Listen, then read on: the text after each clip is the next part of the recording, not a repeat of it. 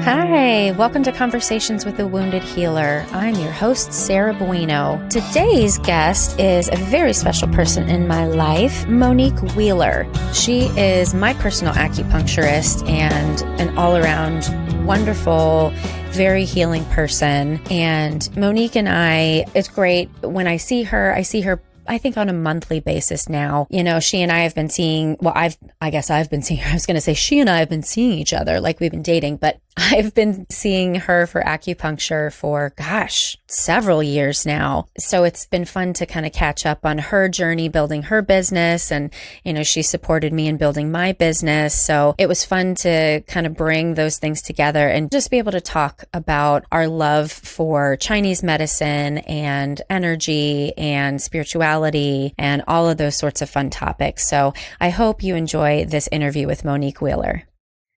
Hello, Monique. How are you? Hi, Sarah. I'm doing well. How are you? I am, like I told you before we started the recording, I'm feeling overwhelmed today. Yeah, I understand that feeling. Today I'm not super overwhelmed, but it often happens that I'm overwhelmed. Right? But the sun is shining, so there's that. Right. That's right. So you are my acupuncturist, so I'm going to say that for full disclosure so that we can kind of talk openly about that. But I'd love for you to share a little bit more about what you do and who you are. Sure. Yeah, absolutely. I'm so grateful to be your acupuncturist, and I do love my job. I had been a city planner. Well, I had studied geography in college and ended up going to grad school in geography because I didn't know what I wanted to do. And so when I got to college, I just studied what I was interested in, which was traveling. And it wasn't, I have people who tease me and say, like, name all the capitals. That is part of geography, right? Zimbabwe. But that's not, I don't know. I fail the test all the time. So next time I see you, probably, try to continue to stump me, but it'll just encourage me to learn more or refresh my memory. But really, when you study geography in an academic situation or setting, it's kind of like anthropology, but it's also the mapped world. You can do maps, but you could do cultural geography, which is what I did. And I looked at how people changed the physical nature of places. And I was studying with a woman who studied really fascinating stuff. She studied the company towns, which anyway, this is not what this talk is about, but it's going there. It's interesting. But anyway, it's really interesting stuff. And I thought, I love city planning. I'm a very spatial person. And so I just thought, well, I'm going to go into academics thinking I would like to be an academic, which was not right for me. I don't like to work alone on a project for a long time, right? It's not my thing. Yeah. And I learned that quickly, but I got out of school and I did study some mapping, some computer mapping stuff. And then I got out of school and I started working in a bunch of different jobs doing city planning. And what I learned was, while I was interested in the subject, I didn't like actually what I did day to day in front of a computer or a desk, lots of being sedentary. And then the other part of it that was hard was my last job was working for a city government in Alaska. And I dealt with the public, which was fine, but it was a lot of interpreting the law, talking to people about what they could do with their property or couldn't do, lots of tension, lots of discord, lots of arguments. And I realized I wanted to do something else, but I didn't know what it was. So I started just trying to figure out, how do I like to spend my time? What do I like to do? What do I like to think about? And I realized that I liked to read the New York Times articles on health and science. And so that just made me think, okay, maybe I want to be a nurse. So I made a big chart and wrote down all these different things that I thought I might like to do. And then I started interviewing those people. What do you do during your day? Well, I figured I had not done the best job the first time around because I picked something I was interested in, but didn't actually want to do that job day to day. I didn't know what a geographer did. I thought I did. Right. But I didn't. And so when I got to be doing that job, it wasn't the right fit for my personality. So that's how I started on my path to acupuncture. I was living in Alaska. I had never had acupuncture before. And a friend of mine who I met there, who's from California, was like, I use acupuncture for my health. And I had a history of upper respiratory infections from childhood. And when I was a child, I was on a junior swim team. And every year I'd get sick. This is my memory. I want to be accurate, but I know I got pneumonia.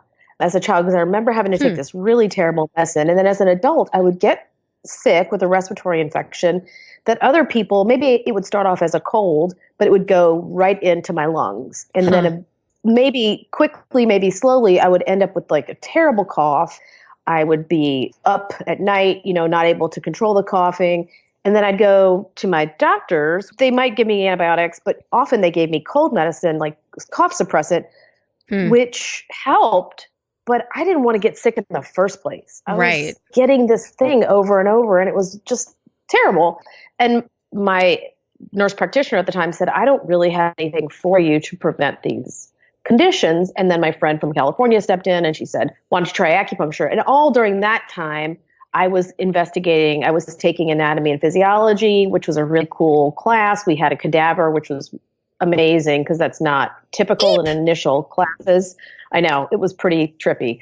And I'll tell you the worst thing was the preservative, the smell of that. Oh, the smell, Oh, it was terrible. It was tough to, dissect a human, no doubt. Ugh. But it was also an amazing opportunity for me to be able to see the human body and learn more. And really, I don't think when I had been in college, the first undergrad, well, I didn't get another undergrad, but when I initially went to undergraduate, if the class was hard, I kind of didn't want to do it. Oh my God, right? I was like, this is too much time. I would rather go and hang out with my friends, party, whatever. Mm-hmm. So I wasn't that interested in organic chemistry, and that I never had to take it even for acupuncture. But needless to say, anatomy and physiology is tough. Those are tough classes, even the introductory ones. But I was more willing to apply myself. It was really interesting. And then I shadowed a physical therapist. I interviewed nurses and asked them, do you like your job? What kind of day do you have? And I'll be honest, I know a lot of nurses that are happy now, but the ones I talked to all said, don't do this. Yeah. So that was interesting. And then I went on this journey across the United States with my partner. We did a big loop from Alaska. We put our car on a ferry, drove down the West Coast over to Louisiana, and then back up through Chicago, looking at different places to live. I know, it was a really cool trip. It was very fun. We went to the Grand Canyon. We went to all these cool places. Yeah, it was awesome. But on the way, I stopped in a bunch of they were acupuncture schools and they were massage schools, because eventually I just thought, I'm going to study massage therapy because I don't know what I want to do. And I found the school here in Chicago that I ended up going to called Pacific College of Oriental Medicine. It was really Chicago I fell in love with. I wanted to live here. I don't know. We got here and I was like, this is great. I love this town. So I moved here from Alaska, and that was really hard. But once I started in the program of Oriental massage at Pacific College, I was also getting acupuncture. I realized pretty quickly massage was not right for me. And then I was fascinated with Chinese medicine and acupuncture. So I didn't really think that hard about it. And I was just like, let's do it. So I'm happy I did that. If I could speak to myself then, I probably would have given myself a few more tips about things, but no hindsight, right? Really? Yes, I know. No one wants to do that to their younger self. I'm just kidding. I know, right? Plenty of people do. Well, the theme that I often hear with people that I've interviewed thus far is that whatever profession it was that they chose, it almost chose them rather than them exactly going out and being like, I'm going to be a blah. It was just like, this is just clearly the right thing to do, and I'm just going to do it. Yeah, I feel like the first acupuncture treatment I had, my partner, she's my spouse now, but my partner then said to me afterwards, like, wow, you loved that. And I think either she thought to herself, you're going to study acupuncture, or she might have said it to me. I can't really remember. I should ask her. Yeah. But I mean, one of the reasons, and I really love Chinese medicine because it's very complicated. And I think all healthcare systems are complicated, but it's got this kind of aura of mystery around it too, because some of it is really hard to explain or doesn't make sense in our kind of Western mind. And so that to me is really interesting. There's a little bit of, like I said, mystery, I suppose, is the best way to say it. Like, I don't know how it works, but I know it does work, because what happened for me is the next time when I did get back to Alaska after this big road trip, I got another cold, which was starting to become a cough. And I went and had acupuncture, and she gave me some herbs and I had a treatment and I didn't get that cough. And I thought, that's awesome. Magic. Okay, so magic. I don't have to go down that road that I've been down so many times. And so for me too, I know what it feels like to get treated. I get acupuncture myself probably 2 or 3 times a month, sometimes every week. And I just love what it's done for my body. Mm-hmm. I mean, I had to work really hard to become an acupuncturist. Going to acupuncture school was probably the hardest thing I've ever done. So I don't know how it picked me. I guess I kind of think like it could have fallen into my lap. And it kind of did. But I felt like I did sort of think like I always wanted to study some sort of medicine. Mm-hmm. So I think it was always in the back of my head too, that this was something I was interested in. Although when I was younger, I was told it wouldn't be a good job for me, which was weird. So you mean like the health profession or acupuncture specific? I wanted to study medicine when I was in college, or I had that was one of the ideas I had. And my mom took me to a kind of a personality aptitude place. And they were like, no, she should be an architect. And so I was like, I don't want to be an architect. Yeah, that's so weird. Yeah, it was kind of strange. And I know it had something to do with, I never get them correct, inductive and deductive reasoning, but one of the ones that is specific, and I think it's, of course, probably specific to all medicine, but they said, oh, this isn't the thing she's highest in. She's highest in this other spatial analysis. But the body, the acupuncture channels make a map on your body. Right. So it does tie into my interest in space. And yes, I am glad to have my job. I do love it. It is a hard job, but I can see myself doing it for the rest of my life. Well, and I think that's part of the goodness of FIT, about the part of how acupuncture chose you. It's like you didn't know you were going to be good at that. You wanted to do it. And now that you're in it, it's like, oh yeah, this is home. Yes. And that makes sense to me when you put it that way. I guess sometimes I just think about if something is right, it has to be easy. Oh, hell no. It's not. Yeah. But I always think of so, I mean, just to use a phrase I've been using lately, because it makes a lot of sense to me, like doing the next right thing. I find that is always the harder thing in my life anyway. For sure. And I can get caught up in like, well, what's the right thing to do? Right. Is this right or that right? So usually in my mind, I do the next thing that's in front of me. And that makes a little more sense, right? Like it could be right or wrong, but I'm just going to try. And I feel like that's what happened to me with my process of studying acupuncture, because I started, I did all these informational interviews with people. I shadowed a PT, and I came here thinking, okay, I'm just going to pick massage. And I quickly learned that massage wasn't right for me, because massage is an incredibly physical job. Yeah. Which if you think about it for a minute, that is not a surprise, but it was to me when I was actually doing it. And I felt like I love to get massages, but giving them, it wasn't complicated enough for me, I think. So, interesting. I don't know. Yeah, I'm sure it's complicated for people who that's their correct profession, but it got me to where I needed to be.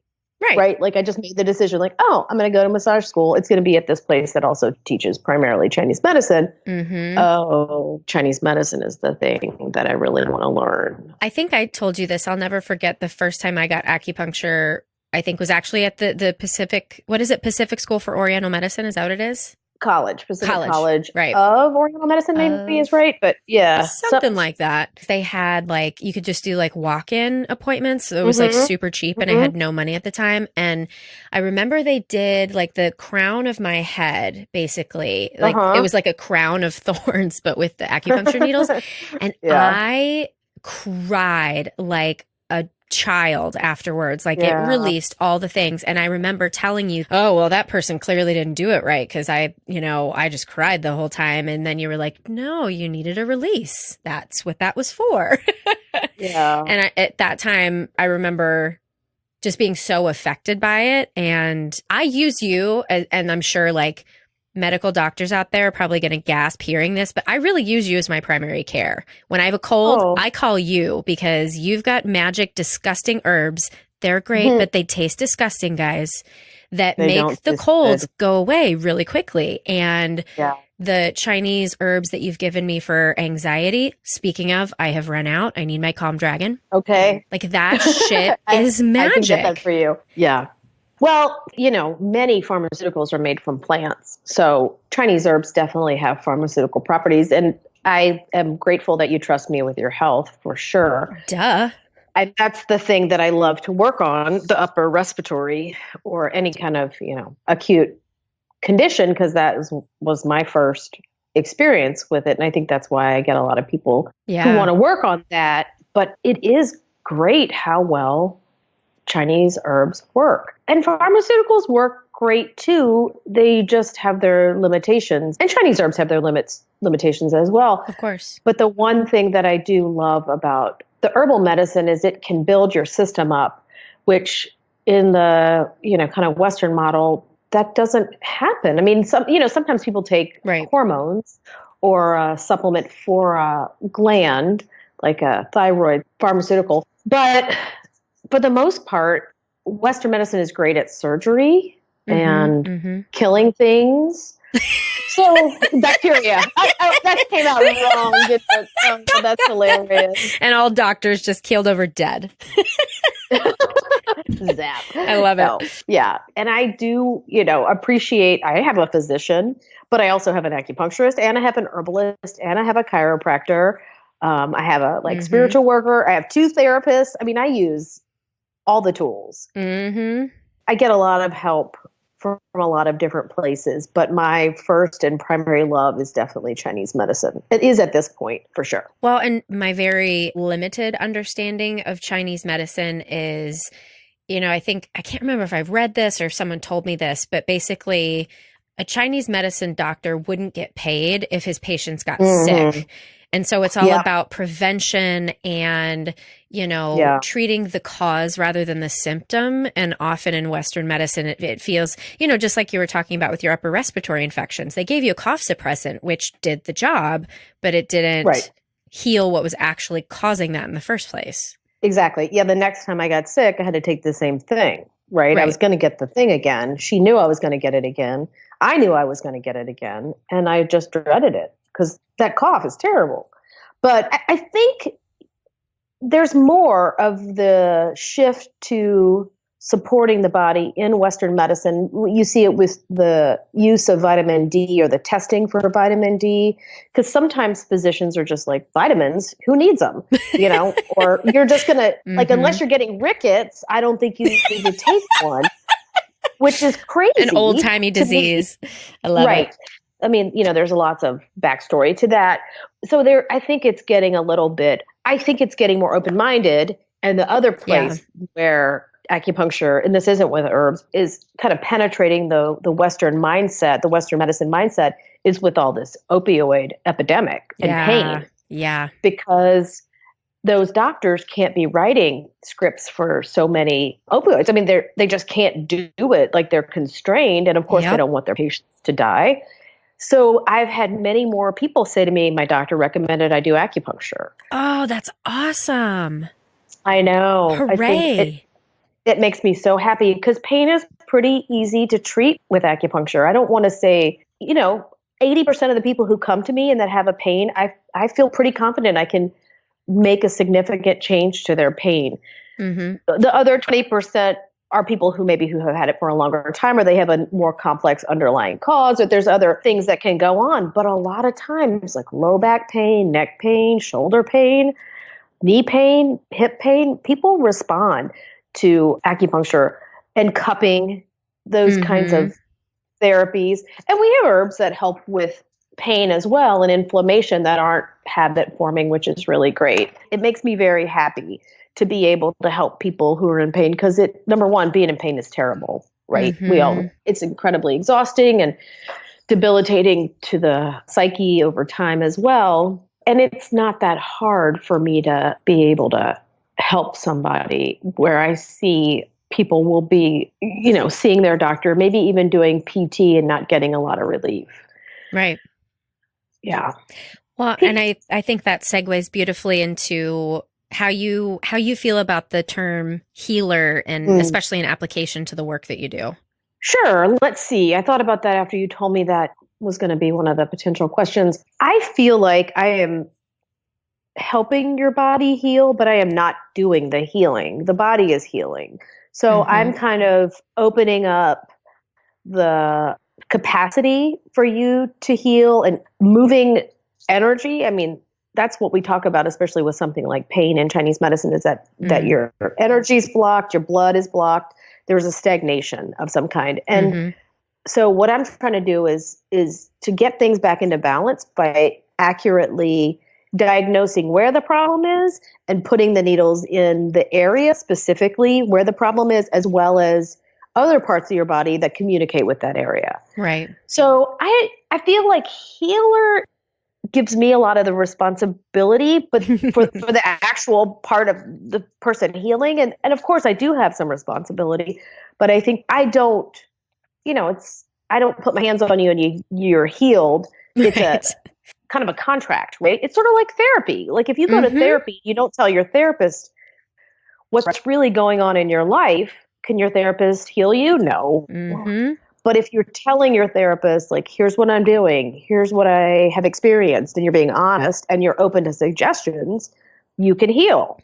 That thing can be healed. I don't want anybody to put me on a pedestal, I suppose is what I'm saying. Right. And you're not alone in that, because most of the other people I've interviewed, there's kind of this a little bit of resistance to taking on that title. But what we often come to in conversation about it is that it's this tandem process, right? It's like you said, you are not the one imparting the healing to happen, but you are a conduit and you are a supporter in the healing process. Yes, I 100% agree with that. I mean, the patients that I work best with are ones who are able to take my suggestions outside of the clinic space, right? So if you're allergic to strawberries, you can take a lot of antihistamines, but when you eat a strawberry, your body is still going to go into, it might not be anaphylaxis, but you're going to have this allergic reaction. So you need to stop eating the strawberries. Then we can calm the immune system down. And it's sort of the same thing to a degree with some of the chronic and short-term situations that people are in that need to be healed. Yeah, so I want to be a partner with my patients. I want to be an advocate for them. I will do anything for my patients if they are willing to help themselves. Right. But I can't do it all. And that's the thing that you're hearing, this resistance to being the thing. Yeah. Well, and in the therapy world, one of the big things you learn in grad school is what it feels like to be working harder than the client. And it sounds like you know that very well, like what that might feel like to have somebody be like, okay, fix me. And I mean, it happens everywhere, right? And I think that the way that we understand medicine and health is people expect that the doctor has all the answers, right? So you are supposed to be the one in authority. And I think that's also what's really special about Chinese medicine is it is about we're having a relationship. I'm getting to know you and your body and what's going to work for you rather than me just telling you this is what happens with this disease. Right. For sure. And I have had other practitioners who, with more experience than me, tell me early on in my career, specifically this one woman, she lives in California now, but she said to me, her setup was, you need to come in 6 times in a row when you first start coming. And usually those are situations where somebody's got a problem. They're not just looking for sort of wellness, but they've got a problem that they want to see a significant change in. And she said the reason why people don't see changes is because they don't come enough. So that really helped me sort of see, okay, and I do expect people to see differences after treatment for sure. But like you're saying, it is this relationship that happens over time where I see my patients more frequently than they see their medical doctors. Unless they're going through IVF, but then they still don't see their medical doctor. They're seeing the nurses, but they see me, sometimes monthly, sometimes seasonally, but people don't see their doctors usually seasonally unless they're quite sick. So it works, as you're saying, a little bit differently because it is this ongoing process where we're trying to either build up your system or help your system get rid of something it doesn't need, for lack of a better way of saying it. And I also, when we were having the conversation about like the patient being able to meet you where you are, if we flip it for you being the one who needs to be healed. So let's kind of move into the wounded healer space, Okay. So sure. As far as your own healing journey, how do you connect with the term wounded healer, if at all? What thoughts do you have around that? Well, I'm not sure I really understand that term. I think everybody is wounded. Everybody has their thing, right? Yep. No, none of us are exempt from having to take care of our bodies or being exposed to infectious agents, whether it's like a influenza B or, a rhinovirus or whatever, down the line. So I would say, of course, I am wounded. And Question mark? I know that sounded, I was like, I don't know how to say that. Well, here's what I will say. I do seek my own care. And so I feel like one reason people who have respiratory things are percentage of my patients, not the majority, probably like 30 or 40%. And I often impart to patients, if I'm working on your hip and it's flu season, I'll say, you know what, if you start coming down with a cold, give me a call. I'll give you some herbs. You don't have to come in necessarily even for treatment. We can work on other things besides hip pain here, just so people know. Whether they choose to take me up on that or not is another story, but I want people to know it's a bigger, broader spectrum. I use my own experience of having chronic coughs to really, I understand what it's like to end up at the doctor's office or, urgent care or whatever because I'm sick. So I think it does help me understand some of my patients' issues. And I think that I've had a woman that I work with who is, let's just call her a psychic. Yes. She's a psychic. Yeah, I'm just gonna. Yes, that's not how she would call herself. Maybe she would call herself that, but she's like a spiritual healer. Yeah. She's told me, you're going to attract certain types of patients because you've had certain experiences in your life that are traumatic or difficult. So I do think that is true. I've had a lot of trauma in my life. I get people who've had a lot of trauma in their life. I get people who are dealing with chronic illness. I have a chronic illness. So you know what I mean? I kind of feel like sometimes those people do show up, and in that way, maybe I'm a wounded healer. I just keep thinking of a Native American when I hear wounded healer. I don't know why. I don't know. That's just the image that keeps popping up for me. So it's a hard thing for me probably to call myself. Right. Well, there's already so much baggage, I think, that we talked about in the word healer. And then, some of the reactions that I've gotten around the word wounded is that it's almost this martyry sort of feeling that can come with it. And I think it's, if we decide to apply that term to ourselves, it's kind of like feminism taking back the C word. Let's just turn it on its head, and wounded healer is now a good term, and we embrace, you know what I mean? So I think that it's all how you frame it. And something else that we continue to come back to in these conversations that I've had is that it's just recognizing that we've all been hurt in some way, and we're always hurting in some way, right? Because suffering is always going to happen. And it's the recognition and ownership of that suffering that helps us be better at what we do. And I think there is something that sounds kind of martyry or just off about what I connote wounded healer to mean. And here's the other thing. Is when people come to me, they don't need to know my stuff. Right. My patients, when I'm with them, it's about them. It needs to be about them. It's their time. I'm there to work for them. They employ me.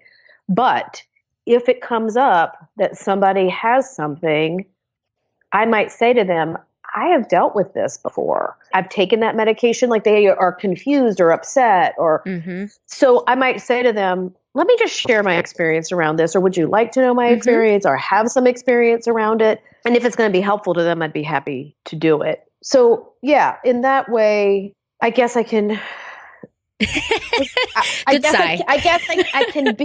can be the wounded healer. Sure. I'm gonna jump on the bandwagon and let's change it. Change the connotation. It's not about being smarter. Right. It's actually I'm a human is what it is. Exactly. Right? I don't want to put anything on my patients. I have some very, very lovely, actually all my patients are amazing. And they'll ask me how are you doing? How's this? How is that? I tell them a lot about my life, but I don't want And I think this is something that probably happens in therapy, the technique of the distraction from them, Right.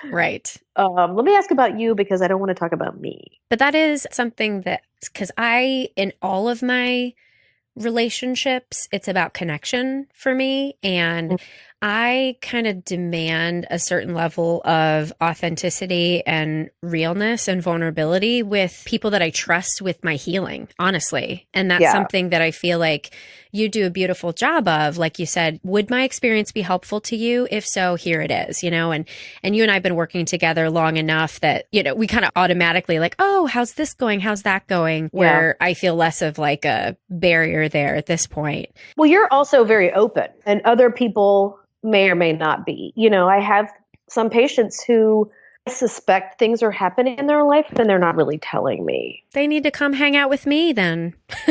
Well, right? Yes. Oh, yeah, but they probably don't want to, and that's why they're seeing you instead. Absolutely. That is the case a lot of times. And I do tell people this might be the next, have you thought about this? What about this? Either therapy or, other modalities. Mm-hmm. And some people are open to it and other people aren't. And that's okay. All I can do is what, of course, I can do. And I do appreciate having patients like you that are very open about what's going on in their life, in their body, and their health. That's probably the best opportunity for me to help somebody. But everybody's on their journey. So sometimes people will get there a year later.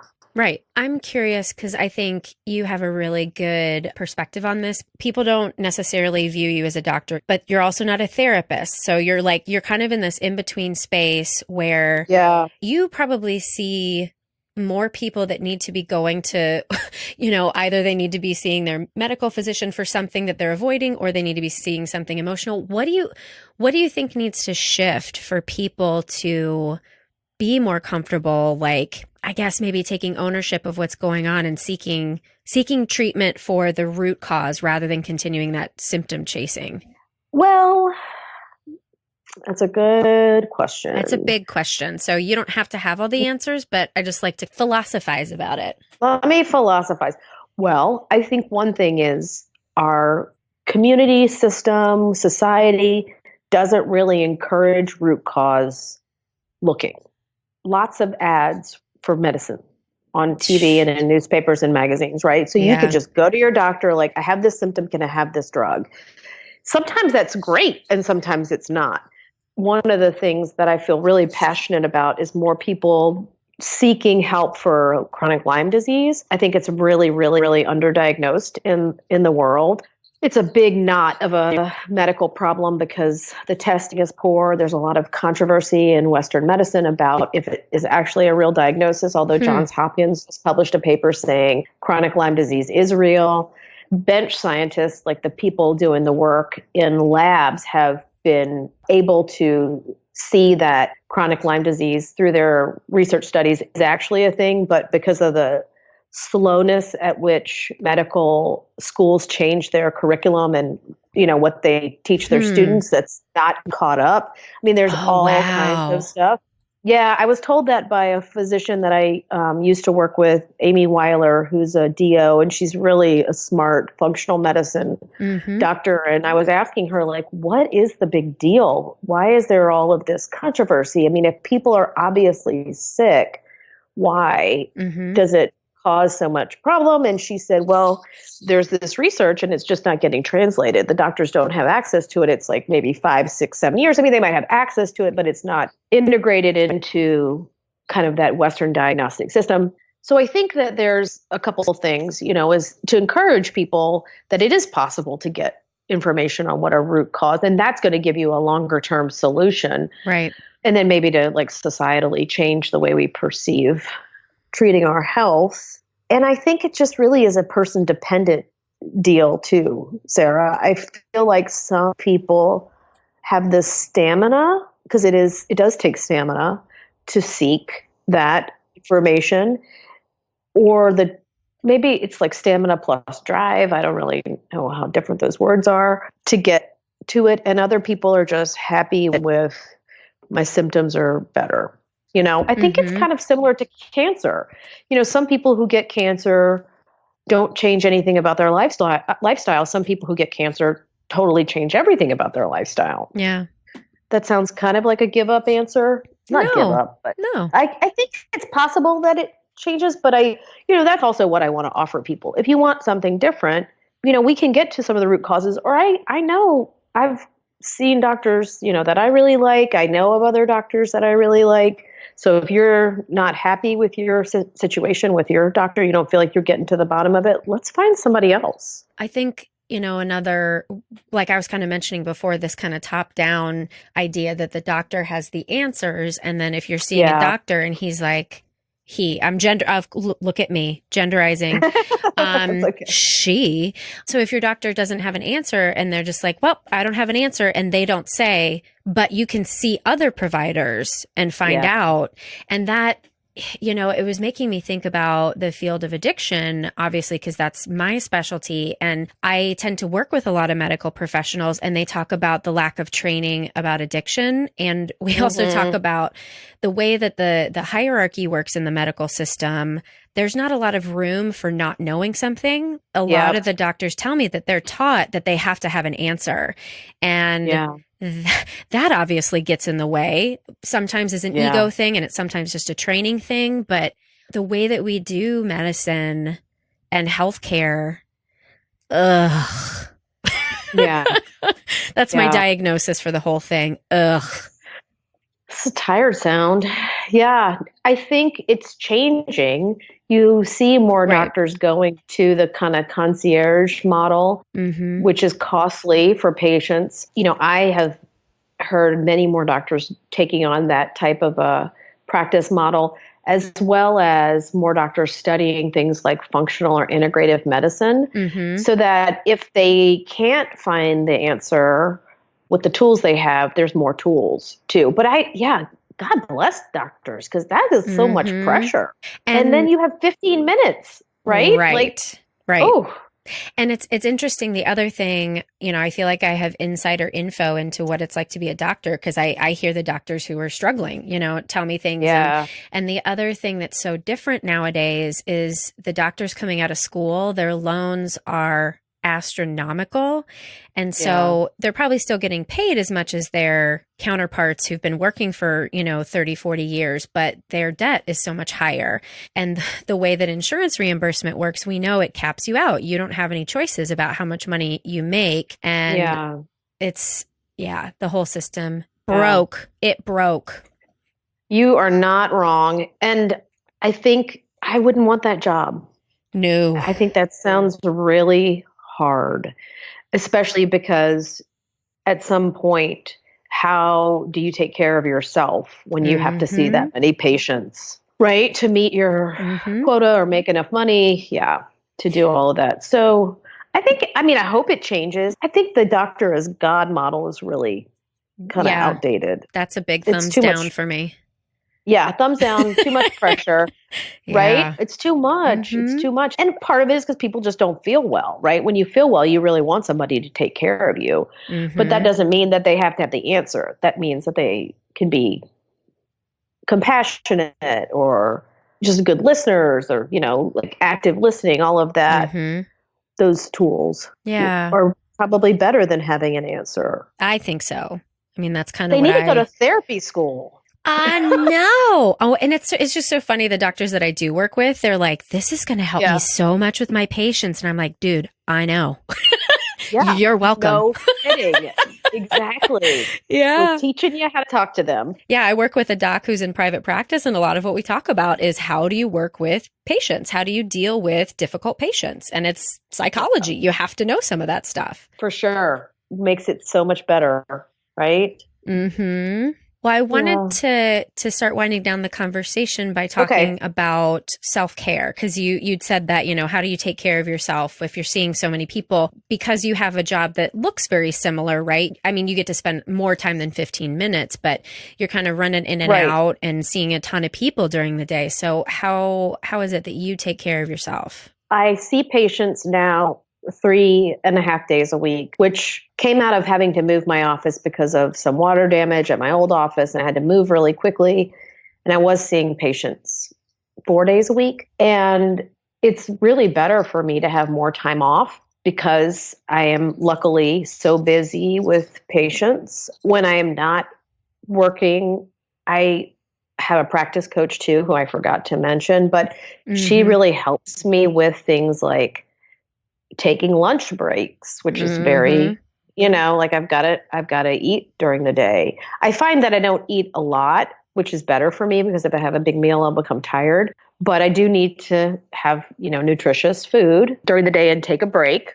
And I have a spiritual life. So I try to connect spiritually. I don't have a religion that I practice, but I do have a spiritual life that really feeds me. I have a lot of friends. I have a lot of support in my life. And so I find that to be really important for the balance, because if I'm sick or stressed out, I don't think I'm going to be as good of a practitioner. And that's not fair to my patients, and it's not fair to myself. I have 2 dogs that I love, that I spend a lot of time petting. I like to be outdoors. Bandit. Milo. Who's Bandit? Ooh, there's someone else has a Lucky and Bandit then, because I totally made that. Okay, Lucky and Milo. They're very cute. Maybe I'm getting a Bandit. They're so cute, but I mean, maybe that was psychic. You might have predicted my next dog that I'd love to have a Bandit. That would be really great. But yeah, I take vacations and I go to places as much as I love adventure, but I really often go to the water where I can just swim and be relaxed.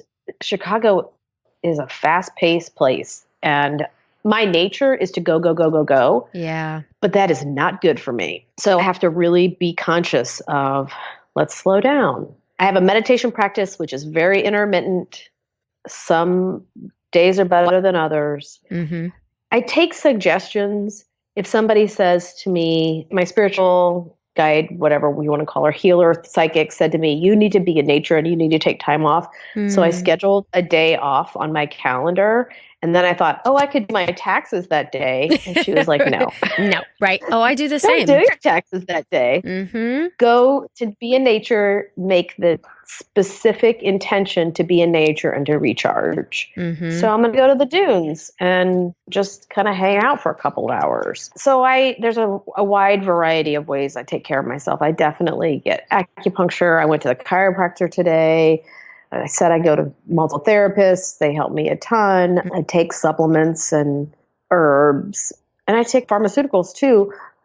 But I also try to rest when it's appropriate. Yeah. And pay attention to my body. Although it's not my inclination, it is important.